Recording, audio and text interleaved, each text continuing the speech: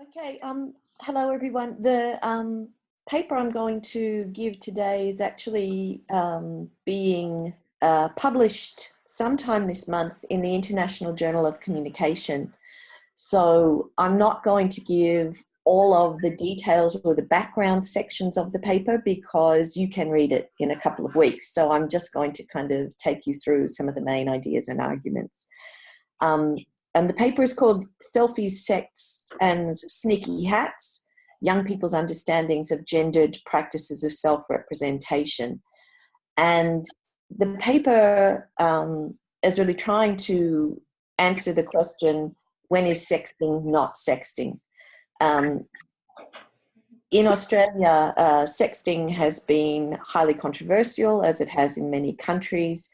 And one of the things that my colleagues and I in the Young People and Sexting in Australia project were very interested in learning more about was the differences between the ways that young people understood the codes or conventions or etiquette of sharing pictures and the ways that adults understood and framed these practices. So this paper is not so much about what you might consider sexting, that is, sending a sexy picture to someone deliberately as part of a flirtation or in the context of a relationship, but other more ambiguous images that young people discussed in our focus groups that were defined as private selfies, public selfies, and a subgenre of what you might consider to be joke selfies or prank selfies that in Australia are known as sneaky hats, and they may exist in other countries and be called different things, but that's what they're called here. We ran 3 focus groups with young people aged 16 to 17, and we didn't ask them about their own practices. We asked them to respond to educational texts and to legal definitions of sexting, but in the context of the discussions we had about these texts that we shared to get the conversation started, people spoke about different kinds of selfies. So that's what I'll talk about today. And we really felt that these conversations pointed to a significant gap between young people's interpretations of everyday digital practices and the ways these practices were interpreted and framed by adult discourses, particularly legal and educational and policy discourses in Australia. So our participants obviously preferred the term pictures to sexting. They didn't use the term sexting, and all of we ended up discussing the issue with 30 people in all, with older people as well as this younger group, and everyone felt that sexting was a term you might hear in the media or something your teacher would say to you. It wouldn't be something that you would actually use to describe your own practices, but I still use it as a kind of shorthand term. So people talked about pictures, naked pictures or selfies in relation to picture sharing practices. And there was a lot of discussion of context.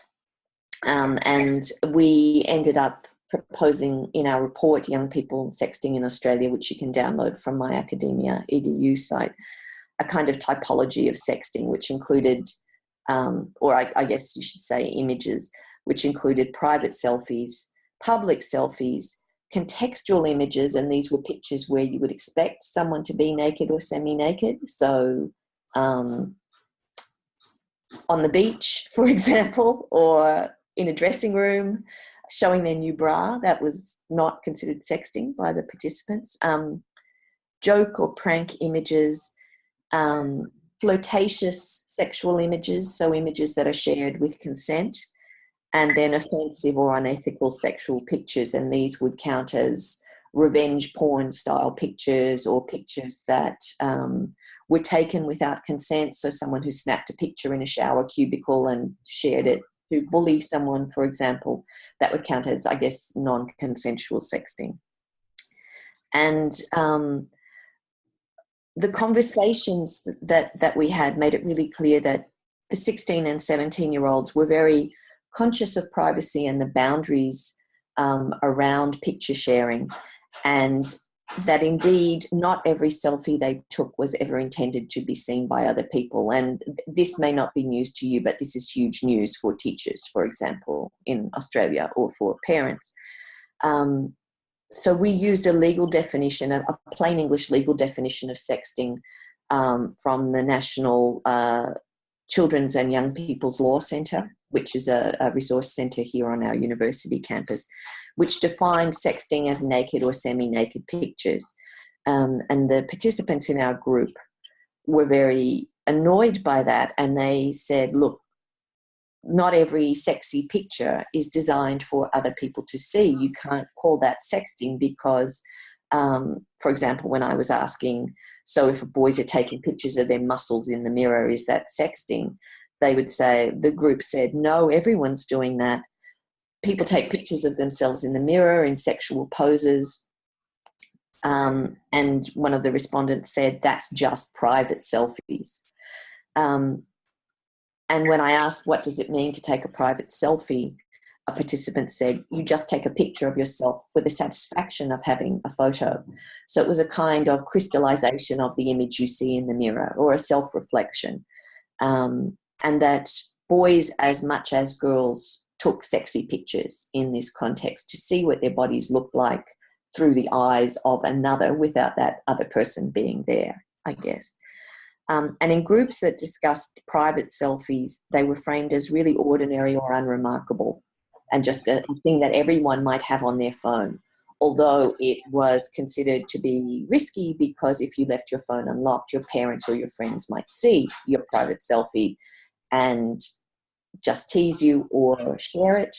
In the case of a parent or a teacher, we said that parents or other adults would overreact and panic and say, you've been sexting. Who did you send this picture to?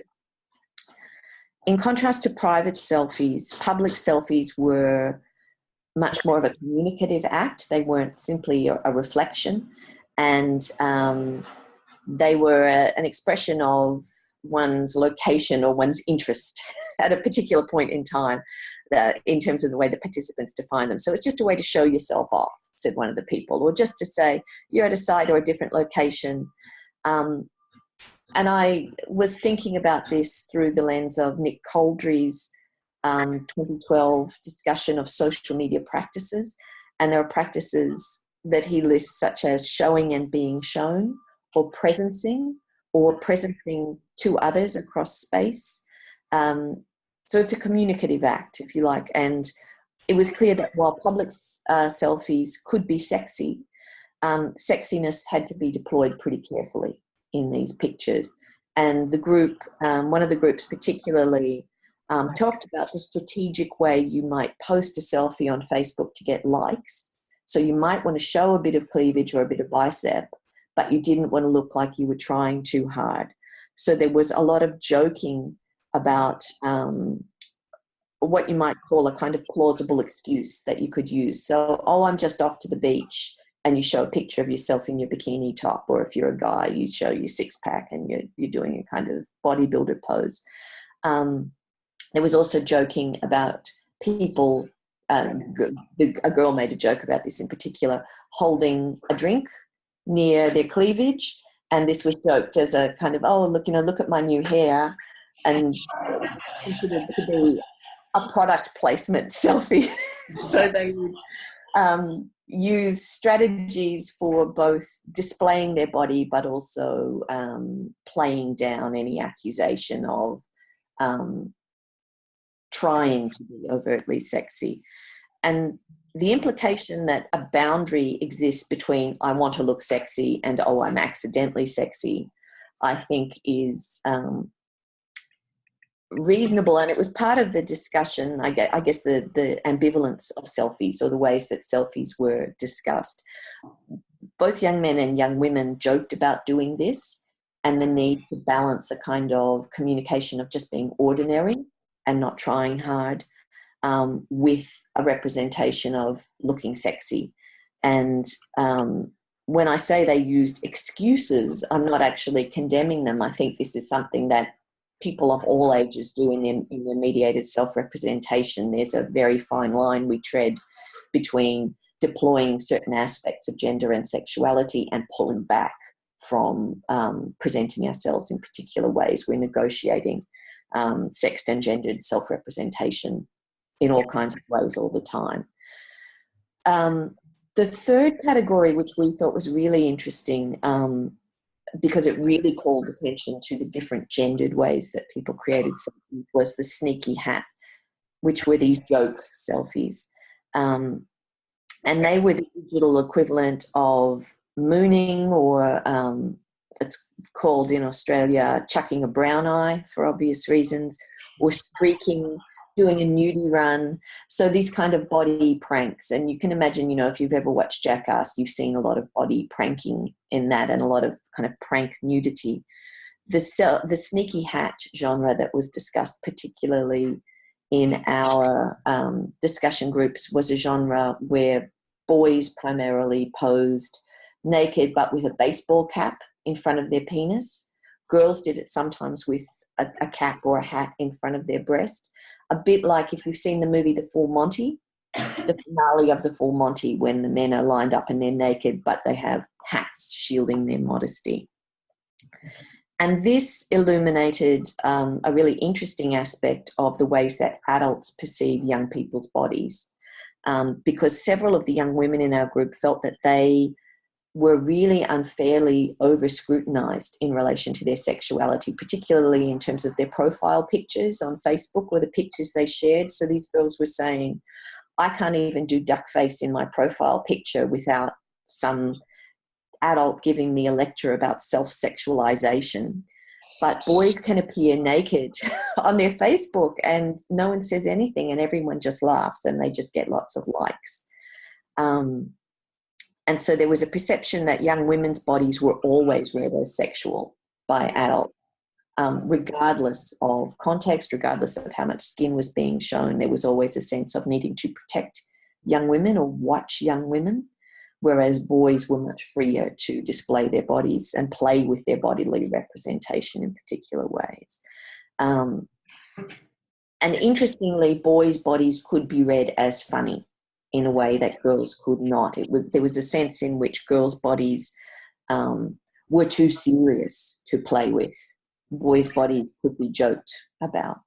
The sneaky hat selfie actually prompted a small moral panic in Australia in 2011 when a group of 15-year-old boys from a rural town in Queensland started a sneaky hat Facebook group and gathered almost 1,000 contributions from young men in about a week. So it was hugely kind of viral in Australia and internationally, and was then condemned as breaching Australian child pornography laws because, of course, in terms of the law here, the body of a boy under 18 is treated exactly the same way as the body of a girl under 18. There's not a difference between whether boys' bodies are funny and girls' bodies are sexy. The law treats them the same way.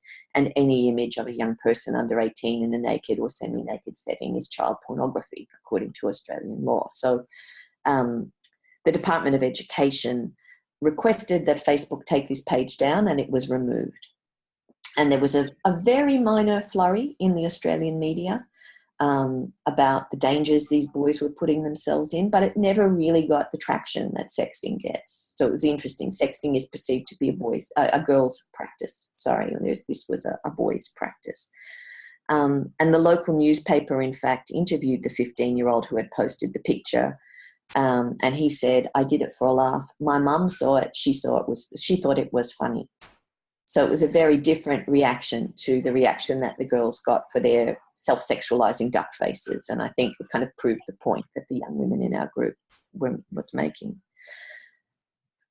So there was a really interesting overt rejection of double standards around sexual self-representation in our book. The girls would say, it's not fair. It's about gender. They treat us differently. But at the same time, when we asked why do boys do sneaky hats when girls don't, or rarely do,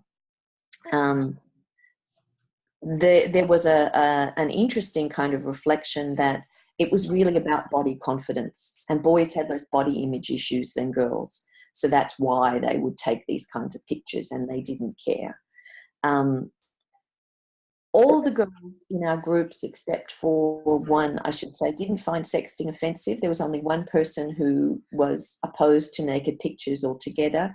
Everyone else, male and female in all the groups, felt that in a context where the pictures were kept private, between a couple or between friends, it wasn't a problem to share naked pictures. The problem was when pictures were shared beyond the initial consenting agreement. But they were very resistant to the messages in the educational material we showed them, which suggested that young women only take sexy pictures as a response to pressure from boys. So there was quite a lot of discussion about ownership of bodies and autonomy in relation to bodily self-representations. But it was clear that the possibility of boys presenting a funny body rather than a sexy body made it a lot easier for boys to be naked. And indeed, one of the suggestions in one group was that the possible interpretation of a humorous picture made it much easier for boys to recoup their embarrassment or deal with their embarrassment if a private selfie was shared. So if someone took a naked picture of a boy and shared it without consent, a boy could laugh it off and say, ha, ha, ha, give me 100 likes and I'll do a nudie run for you, or I'll do a sneaky hat. It wasn't the same kind of shaming or condemnation that a girl might experience. There was no way for a girl to fold a sexy picture into another genre of selfie and say, it was just a joke, next time I'll do a sneaky hat if you liked this nude. Her body could only ever be seen as sexy. And the only way she could recoup the sharing of a picture without her consent was if she had a good body. So if she was hot, that was okay. But if she didn't have a hot enough body, that would be shameful. So there was a really interesting kind of undercurrent around body image and body confidence, which I found quite interesting in relation to a lot of the discourses that circulate in education for young women around empowerment and body confidence. And it reflects to me that kind of double entanglement that Angela McRobbie talks about in relation to post-feminism, where she says, on one hand, there's a kind of liberalization in regard to choice and diversity, but at the same time, there's this kind of closing down of possibilities of feminist responses to particular kinds of images or popular discourse. For young women, in terms of this post-feminist discussion, I'd say within the sexualization debates in Australia, body confidence and body autonomy are pushed or presented to young women as a way of resisting sexualization. So there's a kind of notion put forward that the only reason you would take a sexy picture is because you've internalized a sexist discourse and you think your value has been reduced to your sexiness. But if you have body confidence, you won't present your body for the approval of others. You'll keep it private. You won't be public with your body. At the same time, as we know from lots of the work on selfies, many people feel that producing or circulating public images of their body actually is empowering and improves their confidence. I actually say I use the term empowering in a very careful way or like an ambivalent way because I'm not 100% comfortable with that term, but it's used a lot in this literature, so I'm using it here. So on one hand, body confidence and empowerment might involve a choice to display your sexy selfie to people and say, I'm happy with my body, I'm happy with my fat body, I'm happy with my body that has disabilities, I'm happy with my scars, I'm happy with my non-conventionally attractive body. At the same time, discourses of empowerment and body confidence will say, protect your body, don't show your body to other people. That's the empowering act. So there's a kind of ambivalence or tension that I think young women are particularly entangled in, although adult women certainly experience this too. And I think increasingly this is the case for young men as well. So while young men's naked pictures can be dismissed by both adults and young people as just being stupid or just being funny. Girls' bodies are always serious. They're always kind of bearing this burden of, is it a good body? Is it a hot body? Is she humiliated by sharing this picture? Or is she empowered? Is she, there's always a lot of meaning laid onto that picture, whereas boys' pictures can be just a joke. So one of the things in conclusion I'd say is that it's clear that boys have much more freedom in relation to public representations of nakedness. And this discussion of selfies actually opened up a really interesting space for a kind of further discussion of sexuality and representation and cultures of self-representation, the meanings of self-representation. But these accounts of gendered and kind of sexed approaches to self-representation are not very well recognised in the literature that is presented to young people, or to teachers, I should say, and parents in relation to young people's cultures, and they're not well understood by policymakers or legislators. And I think that future conversations and future work in this area really needs to take account of the different meanings that different kinds of selfies have to the people who take them, and the different ways that clothing or nakedness or semi-nakedness are understood in particular contexts. So the context of going to the beach versus the context of the sports field versus the context of the classroom versus the context of the bedroom. The same clothes will be very different in those different spaces, and the ways that sexy selfies have been interpreted in the sexting debates have not really taken account of context. There also hasn't been a huge amount of discussion about the role of humour and pranking in naked pictures, and certainly I've skipped over a section of the paper here that you can read in the International Journal of Communication, but burlesque or striptease traditions for women actually do combine joking with sexiness. And even pornography has included a lot of body humour in the past. So there is quite a long tradition of body pranks, and this isn't really acknowledged in the discussion of young people's practices. Sexual display is considered super serious. There's never a kind of acknowledgement that you could play with your body or with your nakedness, and that it might be fun or funny to do so. And finally, I think the discussion of gendered bodies, gendered double standards around bodies, where a double standard is seen both as a kind of collective or cultural thing. So, well, that's just a cultural thing. Men and women are treated differently, but also a very individual thing. So I am expected to internalize body confidence regardless of the cultural pressures around me, and to behave in a very individual way in relation to this cultural standard. And I think this is the space where selfies really, and the debates around selfies are really interesting and productive for public discussion. So that's a very short and concise version of the paper, because I know we're going to have more discussion and questions now, so I'll leave it there, but I'm happy to answer any questions that you might have. Great, excellent. Awesome, Kath, that was so great. I have like my crazy mind map of ideas, and but I'm going to, rather than me jumping into questions, I'm going to have our group members come up here and ask you some questions they've prepared in advance and some after listening to you. So each person's going to come up individually and ask. So hi, Kath. My name's Laura. In your article, Sexting, Consent, Young People's Ethics, Beyond Megan's Story, you discuss how women are defined as inherently at risk of sexual violence and are held responsible as self-governing subjects. Do you think this is because of the hegemonic ideologies our societies hold on gender identity?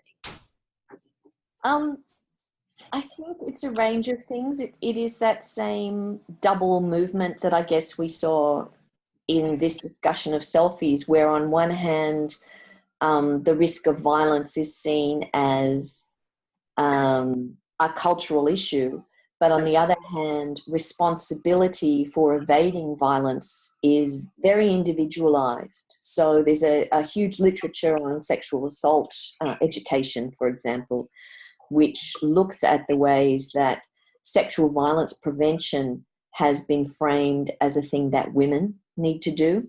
So no means no, don't walk out at night, don't wear provocative clothing, don't get drunk with people you don't know. The woman is responsible for evading sexual assault rather than the perpetrator being responsible for assaulting people. So it's only very recently, and this is some work that I've done in the past decade or so, that sexual violence prevention education has targeted men. Not saying you're a potential perpetrator, don't rape, but saying, you know, you actually have a stake in this too. If you see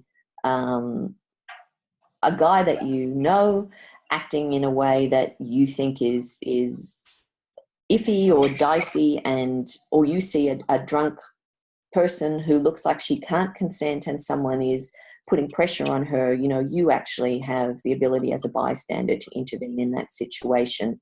And it's not just up to her as an individual to take responsibility for not getting assaulted. We don't do that to victims of any other kind of crime, but we do it to women in the framework of sexual assault. And the same has been true in relation to non-consensual picture sharing. There's a lot of, well, why did you take the picture in the first place, or why did you share it in the first place, instead of saying, why was that picture shared without consent? It's like saying, I mean, you know, the Sony PlayStation, when the credit card numbers were hacked, it's like saying, well, why did you give your credit card number to Sony? Didn't you know that they wouldn't keep it secure? It's like, well, because I wanted to play PlayStation, you know, and it's the same. People enter into transactions with an expectation of privacy, and that's reasonable. Yeah. And it's the person who breaches the privacy who is being unreasonable. So it's a kind of flipping of that discourse. So yeah, I think it's about a kind of cultural expectation that it's expected that violence will occur, and somehow people have to understand that they are potential victims at all times and act defensively. And it's a very unreasonable expectation for a lot of women. That's great. I like that analogy of the PlayStation. Hi, Kath. So over the years, hookup apps such as Tinder, Grindr, Hornet, and Gaydar have become popular in youth culture. And in Queering and Sexting and Sexualization, you talk about hookup apps like Gaydar acting as vehicles for sexual identity formation and expression. However, do you think that the rise of all these hookup apps are making youth more superficial and judgmental of each other's bodies, making it like a harsher climate for youth who maybe don't have that ideal body image? It's interesting. I'm doing a large project on hookup apps now, which we hope, fingers crossed, will get big funding from our government for next year. In the context of that, I'm looking at the history of casual sex in the recent history, from the 1970s sexual revolution onwards, and the same arguments that are made about hookup apps were made about singles bars in the 1970s. That it's superficial, it's killing romance. It's never happened this way before. You know, no one ever chose their partner based on attractiveness. You know, before it was all about, you know, filling in a questionnaire or something, I don't know, or your mother liked them, so they were the right person for you. I think that visual cultures around hookups do add a kind of extra ethical dimension, and not so much because of the apps themselves, but because of those kind of secondary sites like douchebags of Grindr or white boys texting me, where people can recontextualize the pictures or the messages from the hookup apps. And these kind of, I guess they have a double purpose, because they're not actually just about people's photos. People take screenshots of dialogue on these sites and repost it other places. And for some people, I think it's a way of displaying or paying back at some of the rudeness on these sites, or the racism that might occur there, or the, you know, people say extraordinary things on the hookup apps because of the whole, you know, anonymity and disinhibition of the online space, so that people can be extraordinarily rude to someone who just says thanks but no thanks. And some of these public sites are a way of, I guess, archiving and displaying some of this aggression and entitlement. I think that primarily I've seen it displayed by men, but there may be sites where women are talking that way to people as well, in both gay and straight sites. So people who are very angry at rejection and lash out at the person who's perceived to have rejected them. Who do you think you are? You stuck up bitch. You're not that hot, blah, blah, blah. The pictures, I haven't seen a lot of picture shaming with younger people. The kind of archiving and sharing of pictures I've seen is generally in relation to kind of older guys over 35 who haven't been raised with the expectation that they visually need to make themselves attractive to women. So that women are there to be pretty for them, but they don't have to be pretty for women. That hasn't traditionally been part of heterosexuality, whereas it is now. And those are the sites where I've seen pictures being shamed. But I mean, the hot or not stuff predated hookup apps. That when Zuckerberg's initial intention for Facebook was to rate your friends, really, hot or not. So yeah, it is kind of it's aggressive in a way, but it is an aspect of visual culture and visual sexual culture too. That's great. I had one more question. Sure. So in this lecture you just gave, you talk about the gendered differences in self-representation, and then in queering, sexting, and sexualization, you kind of talk about the differences between sexual orientation. I was wondering if anywhere in your research you looked at the intersection of race and how this affects people's digital self-representation. Not in our research. We looked at differences between same-sex attracted young people who were over 18 because of kind of ethical reasons, and people who didn't identify as same-sex attracted. We had a reasonably diverse group, but we didn't, because it was such a small group, we didn't look at issues of race. There is some work, even in some of the Christian Rudder's book on OkCupid, Dataclysm, talks about the racial sorting within hookup and dating websites and apps. It's not an issue we've looked at in our research, though.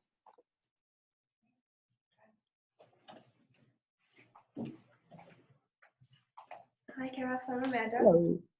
In the article Too Much Too Young, it states that you agree it is problematic that teenage girls are sometimes represented as purely passive or receptive to male sexuality. You argue that representations of them as sexual subjects who are actively involved in decision-making regarding their sexual relationships should be condemned, but you also follow that up with the idea that, with a qualifier stating these media images should be complemented and reinforced by formal sexual education that supports sexual health and safety, ethical interactions. So what I was wondering is if you think the prevalence of young people sexting stems from a lack of formal sexual education. I think sexting is, it's not. In Australia, there was a recent study, and about 50% of the people in that study had shared a picture. So it's not an epidemic, but or they'd received a picture. And in terms of the pictures that they had sent or received, they weren't necessarily all explicit pictures. So I think some of the anxiety, the adult anxiety around picture sharing seems to be overloaded. And it's kind of, oh my God, all the young people are making porn, And in Australia, there is the legal issue around it where it is legally defined as child pornography. And one of the things that we looked at in our work was the way that so much of the discussion of sexting was framed in moral terms and didn't actually include the factual information about the laws that you would actually expect young people really would need to know in relation to this stuff. There's our research has shown that boys and girls take pictures and share pictures, and certainly that's been the case in other research on sexting. The main issue for me is, I don't think people do it as sex education. I think they do it in the context of flirtation or relationships, and I don't mean intimate, one-to-one boyfriend, girlfriend, happily ever after relationships. I just mean in, different kinds of friendship. Could be sexy flirtation that never goes anywhere.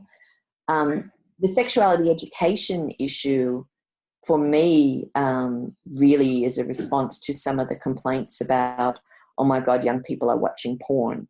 And there's a lot of research, we've done some, other people have done some, that suggests that people at younger ages particularly, that yes, are curious and want to see different things, but also they're looking for things that are missing in sex education. We know in research we've done with teachers that teachers are more comfortable talking about what you would term the plumbing. So they want to explain the anatomy, they want to show you the cross-section of the anatomy, they want to give you, the names of all the bugs and diseases you can catch. They want you to know how to spell chlamydia, or know what ovulation is and the menstrual cycle, but they don't actually include in many schools the kinds of things that young people want to learn. So, how do I know if someone likes me? How do I ask them out? How do I do this particular kind of sex that I'm curious about? I can't even imagine what that would look like. Same-sex attracted young people, because most of the sex discussed is reproductive sex, there's not much discussion for young people who think they might be gay or lesbian on, well, what would I do with my partner? It's very heterosexually focused. So people use porn as an educational source to actually see, well, what the hell does that look like? And people have said in research over the years, not just to us, but to many people, like, if I hadn't seen porn before I had sex with someone, I would just have no idea, because no one ever showed me a picture. I had no other way of seeing even what someone's genitals looked like, someone other than me. I wouldn't know what I was doing. And there's some very funny stories of medical students, first-year university medical students, having to do gynecological exams when the only kind of vulvas they'd seen were in Penthouse, because they literally had not had education in high school that taught them in a detailed way about people's bodies. So that's the point we're making about the sexuality education, that it's often very deficient in relation to the things that people want to know. I think that discussions of visual cultures and sexting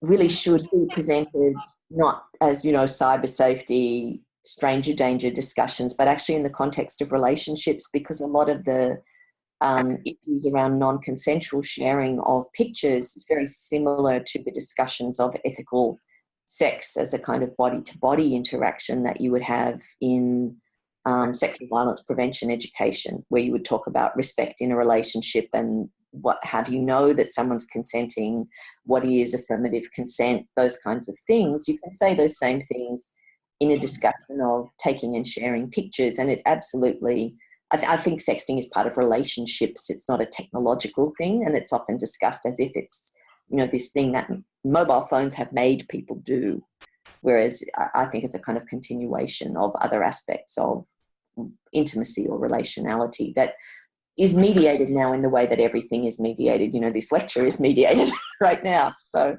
of course, we talk about mediation in that context too. So that's a very long answer to that question. Oh, that's great.